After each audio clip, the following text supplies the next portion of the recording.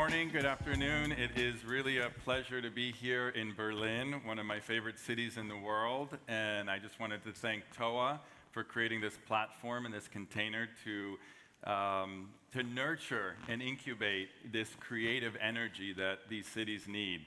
The subject matter of my talk is co-creating the regenerative.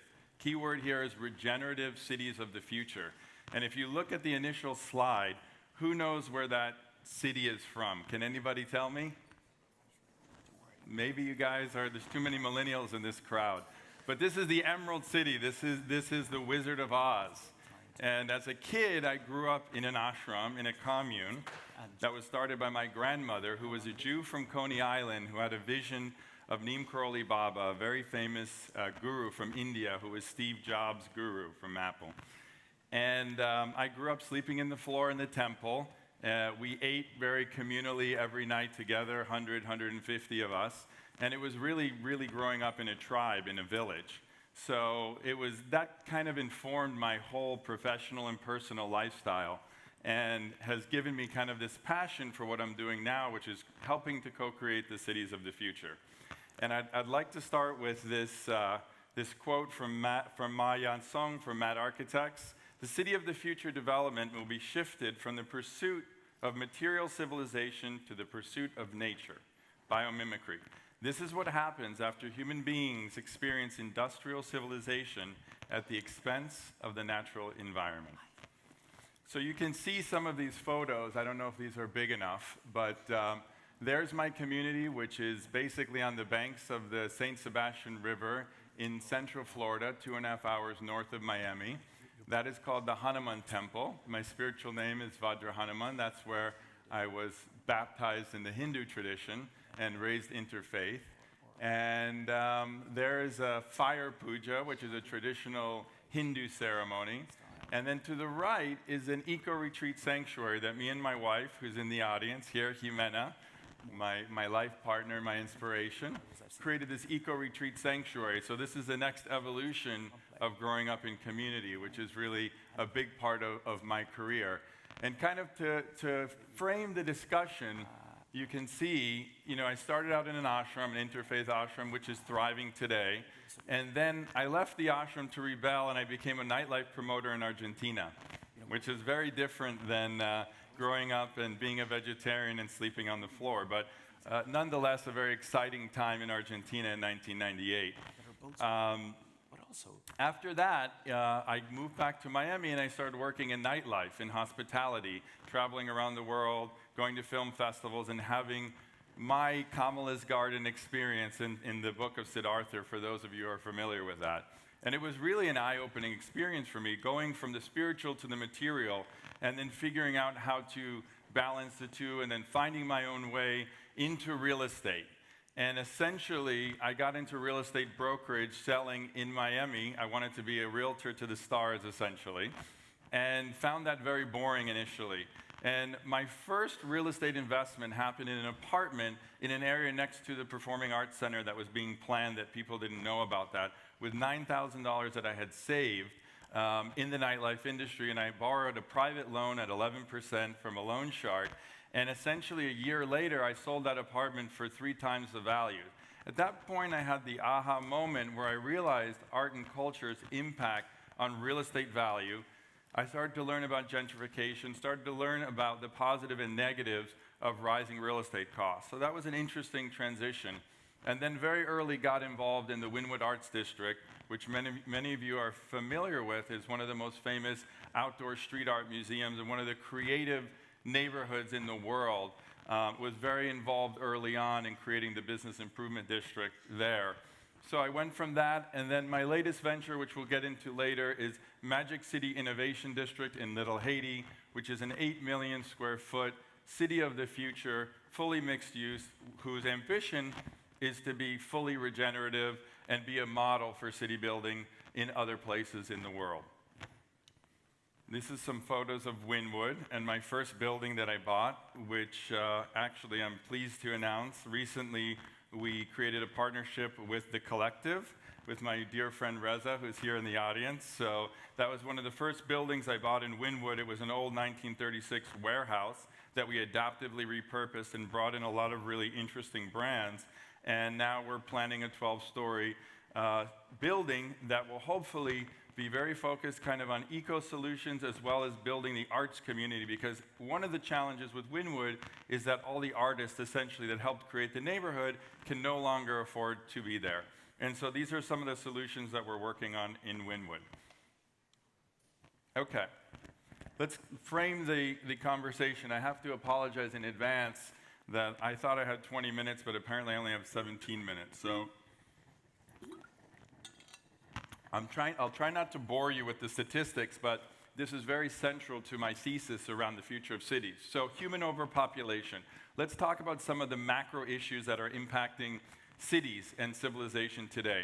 By 2050, the United Nations estimates the world population to be close to 10 billion people, an increase of 2 billion from today.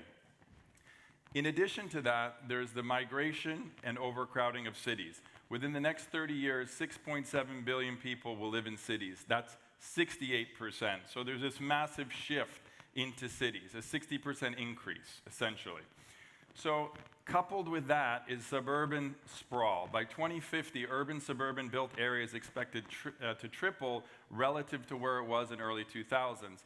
Levels as densities continue to decline by 2% a year. And this is important when we talk about why density is important. Much of this will be concentrated in biosensitive areas such as Africa and Southeast Asia. In addition to biomass loss from habitat destruction, inefficient methods of construction, concrete and steel, will contribute to major additional carbon pollution. On top of that, there's increased inequality leading to civil unrest because of lack of access to education and because of the disparity between rich and poor. So affordable housing, educational opportunities, inefficient transportation, and basically has rendered hotbeds of advancement inaccessible to most members of society. This finally coupled with climate change refugee crisis, which we're now in the midst of, will possibly leave 1 billion people by 2050 as climate change refugees, additionally adding to the strain on cities. So these are some of the issues. These are not all of the issues. And I'm an optimist. You know, I grew up in a commune with a visionary guru, mother who adopted me. So I believe that innovation and technology and our desire as humanity to save ourselves will help provide those solutions if we leverage them correctly. So let's talk about some of the solutions. Tech. Oh, there we go. Okay, some of the solutions. One, mobility, leveraging technology and smart urban planning to maximize transit efficiency. Shared space, that was talked about before, promoting densification, affordability and inclusivity, and community building, which I think is critical. Intelligent zoning, go up, not out. I think this is very important as we talk about, with my developer hat on, a lot of people fight against density and they fight against height. But again, I think that's something that we really need to address critically. It's not an easy thing to solve, but what we don't want is concrete surrounding the planet. That I think we can all agree on is not a solution, not a world we want to live in. Creative reuse of obsolete space. One example is urban architecture, urban agricultural farming, urban farming, vertical farming. You have hundreds of millions of square feet of obsolete garages today that will only continue to grow, for example. So how do we reimagine the parking garage as one example? New building technology and alternative building materials, reduce waste, your carbon footprint and construction site dangers, etc. And then finally, and these are not all the solutions, these are solutions that I'm focused on, is public-private partnerships to create people, planet, profit. Basically, how do we get to the triple bottom line? And I believe that that's the way forward because that's a sustainable model. It's not only foundations and philanthropy, not only the responsibility of the government, but also the responsibility of the private sector. But you need to incentivize the private sector properly to take on these ambitious projects like Magic City, which I've been involved in for almost a decade and hasn't produced a financial return for me yet. So those are the types of things that we're exploring in our world, and I'll get a little bit more into it. Obviously, we don't have enough time to really get into these issues in any great detail, but I'm very passionate about it. I'm happy to discuss it with you guys afterwards. In the United States, 60% of all rides are within 6 miles. So in the rest of the world, that's probably much smaller than that, but that's an important important statistic that I think we should all try to understand.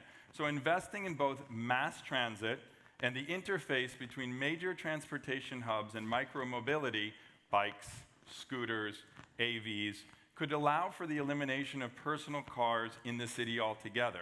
And my personal vision is that within the urban core, there are no cars at all. And why is that? I mean, think about the environments that really focus, that are human-centric, that focus on the person and the pedestrian. Those are the places that we want to live. Those are the places I want to live. And this is another slide that will kind of show that. So look at this slide. So the space required to transport 60 people. On the left-hand side, those are what cars can transport and how much space it takes up on the road. The next is the bus, and the next is the bicycle.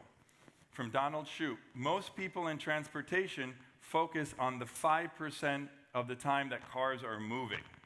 But the average car is parked 95% of the time. I think there's a lot to learn from that 95%. So de-emphasis on the automobile is critical. And I think Europe is way more advanced than we are in the United States with this, but there's a very strong oil and gas and automobile lobby that wants to continue to build roads, which is completely obsolete at this point. So these are types of real critical issues that really require paradigm shifts in urban planning and policy at the governmental level. But they need to be taken in concert as a global plan, because everything that affects us in the United States affects everybody else and affects the entire planet. So these are macro issues that we really need to address. Number 2, leveraging the shared economy. We talked about this a little bit earlier. Essentially, space in the urban core as population grows is going to become so much more valuable. And unless we use it efficiently, it's not going to be sustainable. So that's why we're seeing the disruption of every single asset class in real estate.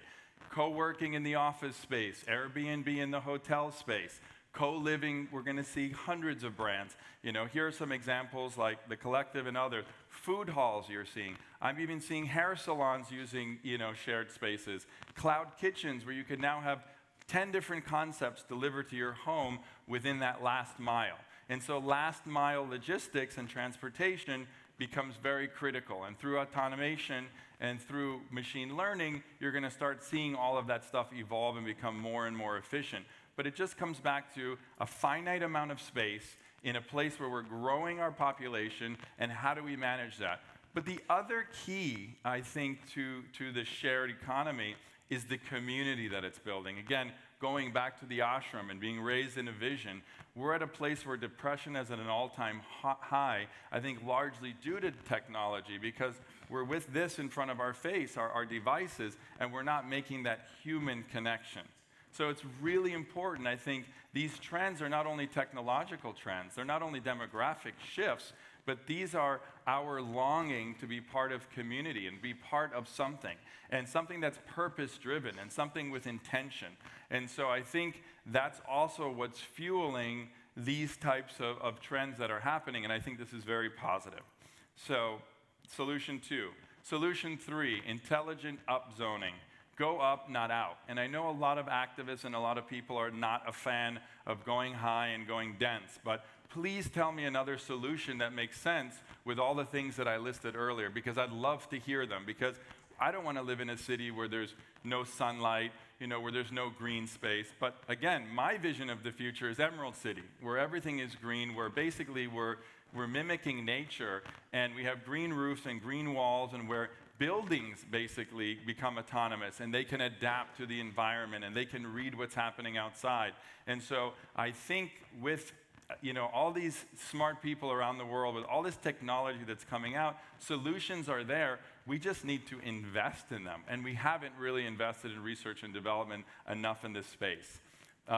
So let's talk about all the obsolete real estate, within the world that's not being optimized or utilized in the way that it should be. In the US alone, 100 million square feet of mall space is either dark or expected to go dark over the next decade. driven by the internet retail disruption.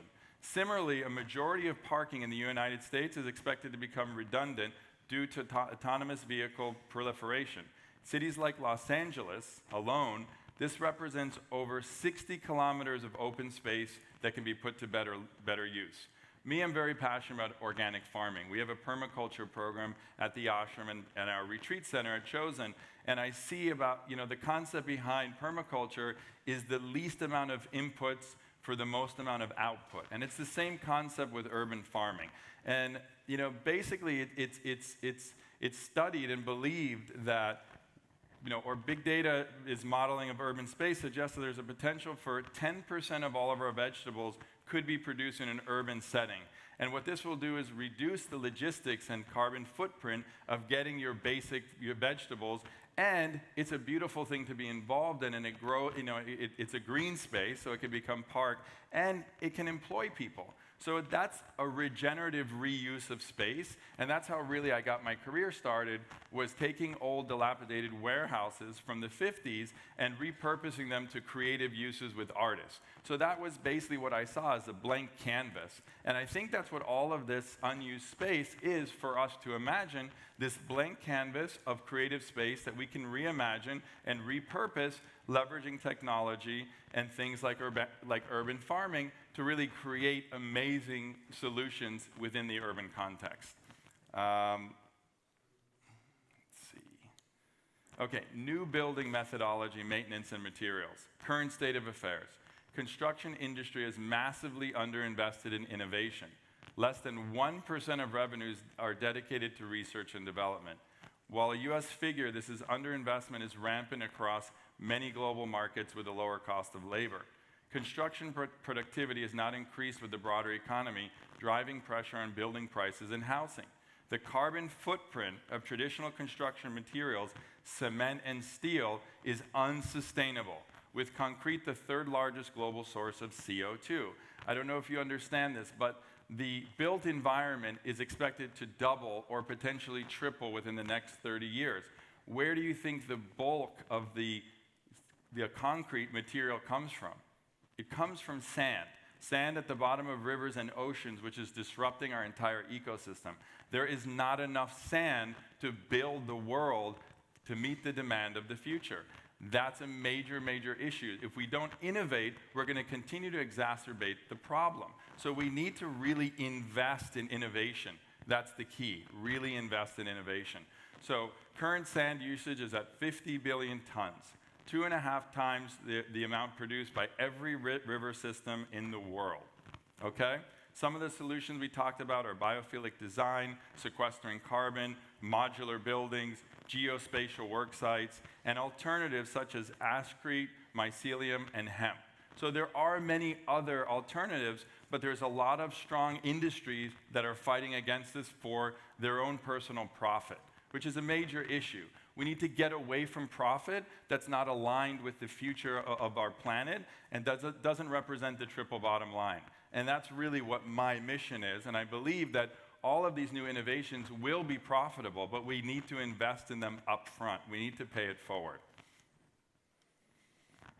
And finally, one of the other solutions that we're addressing here is leveraging public-private partnerships, which is something that's very familiar in the United States, to create people, planet, profit results. In the real estate industry, we often take the form of transit-oriented developments, okay, around transit, which is much less advanced than you see here in Europe, for example. But using tax incentives, special financing, grants, and careful planning, governments can sufficiently mitigate projects to make compelling for private sector players. One of the examples that we saw here is in Curitiba in Brazil.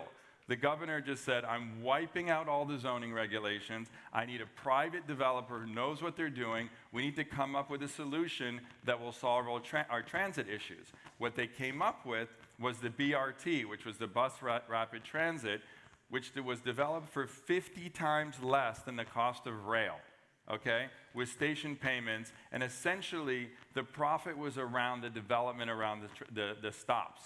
This garnered, was a huge success and garnered awards and made Curitiba the winner of the 40 Most Sustainable Cities in 2016. So there are examples of public-private partnerships that work. And it really is going to take that type of collaboration for us to solve these big issues. It's not only the responsibility of governments, it's not only the responsibilities of the private sector, it's going to require a collaboration, but really a concerted effort that's really honest and has integrity to go ahead and find these solutions. So what am I doing in my own career to further this mission of creating cities of the future? So in 2005, I stumbled across this former trailer park, 110-year-old trailer park in Miami, in this underserved neighborhood of Little Haiti, which is very culturally and historically rich, but very poor. And I walked in this park, and I just was enamored by how beautiful it was. 300 champion oak trees, very green, very lush, as opposed to Wynwood, which is more of a concrete jungle. And I said, this is special. There's an opportunity here to amass a large swath of land and do something where I can be completely creative. Because at the end of the day, I'm not a developer. I consider myself a real estate artist. You know, and I love to just kind of visualize, like the Emerald City, of what something would look like in the future. And so it was completely speculative, but I ended up going in contract in 2005, and then I let the contract go, and then the market tanked. And then in 2012, I went back into contract on the same site, and since then, kind of the story has evolved. I brought in my first investor, who was a VC from Silicon Valley and from California, and then 3 years ago, I met Guy Laliberté, the founder of Cirque du Soleil at Burning Man, and pitched him on the concept of Magic City as a city of the future. He came on board really to focus on the entertainment side and entertainment tech. And here we are now. Last week, we just got approved after many years of struggling, working with the city and the community, and we were approved for 8 million square feet, or 800,000 meters, to build a mixed-use, transformative city of the future called Magic City Innovation District in Little Haiti, and focused around these 4 pillars: technology, art and entertainment, sustainability and resilience, which is a big issue in South Florida. As you know, we're at sea level, essentially, and health and wellness. So it's kind of a culmination of bringing all of these things together and really trying to iterate and create a city of the future. Now, we've been approved for our entitlements: 2,600 apartments, 2 million square feet of office, 500 hotel rooms, but essentially we just have the container with which to co-create with folks like yourself to come and create a laboratory of what this city looks like. I don't pretend to have all the answers. I'm just a student here learning, and I have a vision of what really feels right to me instinctually. However, you know, these things are community-based, and I don't build buildings, I build community, because buildings are nothing without the community that lives inside of them, right? That's what we're working on. So that's a journey I've been on for the last, 8, 10, 13 years in Magic City, and it's just beginning. So I encourage you all to get involved in any way that you want. I've been speaking to Nico about doing a TOA Miami, possibly around Winter Music Conference. So who knows? We'll keep you posted on that. Yeah. So what's next for me? So recently, I launched this new platform, which we're calling a platform, which is called the Future of Cities. And it's the intersection of the digital environment and the built environment to create sustainable regenerative urban nodes, cities and neighborhoods, leveraging opportunity zones. In the United States, it's a new tax scheme that the Trump administration came up with, which is one of the few positive, potentially positive things that they've done in my view, and impact investing. So it's part urban real estate opportunity fund, part venture fund focused on smart city technology and prop tech, future city consultancy, and all leveraging technology opportunity zones and public-private partnerships, 100% impact focus, people, planet, profit. So if anybody's interested in learning how they can get involved in that capacity, but it's really essentially leveraging technology, investing in companies that are going to help enable the cities of the future that we want, okay? That's essentially the concept. So building these regenerative ecosystems within the urban context. And I think the goal is to create models that are not models you can copy, but models that you can take best practices and bring back to your cities and your communities to hopefully help create solutions for these big issues. And I'm going to leave you with this quote. from Abraham Lincoln and Peter Drucker. And the backdrop is the overview effect. Last year was the 50th anniversary of the Apollo mission. It was the first time that a human being had seen Earth from space. And there's a condition, a scientific condition called the overview effect, which is a dramatic shift in consciousness when some big event happens to you. And almost every astronaut you talk to will tell you how this changed their perspective of the oneness, essentially, of planet Earth. And realizing that we're not countries, an individual, or white or black. We are one ecosystem, one planet. And so the best way to predict the future is to create it. So thank you very much for this opportunity. I went a little bit over, I'm sorry. Thank you very much, Tony. Please come to Dublin because we need you. I live in the Silicon Docks and lots of business energy, but we're losing community. So please come and share your wisdom there. We need you. Now, from the people, how could people who don't have any skills join the local community? So I think everybody has something to say and something to offer. So skills, I think, can be trained and learned, and I think it's providing people access. So things that we're working on is free internet, which doesn't sound like a lot in Europe, but in the United States, that's not a right for everybody. I think everybody should have free access to the internet. So those are types of things that we're working with cities and municipalities to try to create, for example. But in Magic City, we're partnering up with a traditionally, historically black college to really provide scholarships so underserved people in those communities can get the training they need, because ideally, we want them to live and work in the project. That was one of the criticisms. Well, you're going to have properties, but the local community that makes $30,000 a year cannot afford to live there. How do we solve that? Yeah, massive problem in San Francisco, of course. Now, those electric scooters, really cool. I see them all over Berlin. What do you think of that?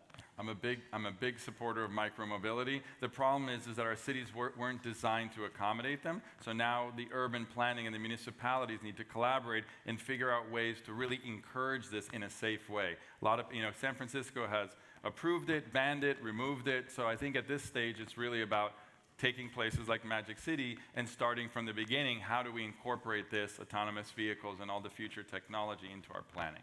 We need to figure out how to clone Tony Cho. Thanks a million. That was brilliant. Thank you.